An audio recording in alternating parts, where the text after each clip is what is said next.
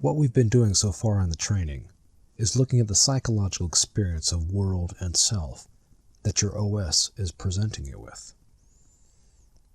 In the first module, Completion, we raised the basic question of whether your OS is the correct OS, or the only possible OS.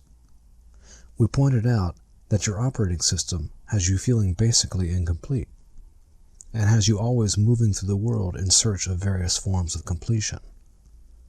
You are always moving towards some form of completion, and this movement forms the basis for your belief in linear time.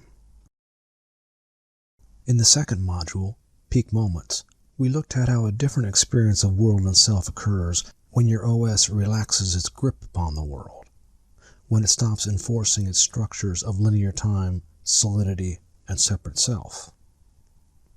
We then drilled down into each of these three structures that your OS injects into your phenomenal experience: linear time, solidity, and the isolated self that you feel yourself to be. We looked at how language installs these structures into each moment, without us even being aware of it.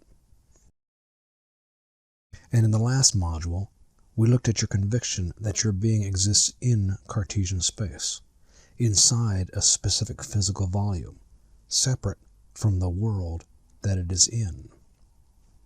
Our proposal has been the same throughout these first 8 modules. None of these various structures are actually real. They are mental structures that your OS is imposing upon your phenomenal encounter with world. And you have spent your life moving through these structures, not the world itself. Zen is not a matter of getting some wisdom or reaching some enlightened state. Zen is a process of subtraction. One by one, you subtract away all these structures in order to step into the world that is actually occurring. In this module, we're going to drill down into what is probably the deepest, most unconscious belief you have, that the world is separated into self and not self. More than anything else, this specific belief has shaped your entire experience of being alive. But here's the thing. You were not born with this belief in place. It was installed in you, and it's been running your life ever since. When we were born, this self that we feel ourselves to be did not exist. For the first months of our life, we experienced the world without a self, floating in what psychologists call oceanic consciousness. We were the world was us, and we experienced no separations between us and world. There was no distinction between what the world was and what we were. But then, at some point, this changed for you. You wanted something, and it wasn't there.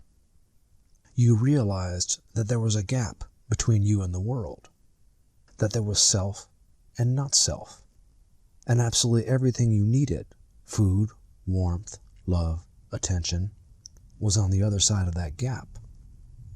You could get what you needed, but it required that the gap be crossed. You fell to work at this immediately, and this effort has continued all your life.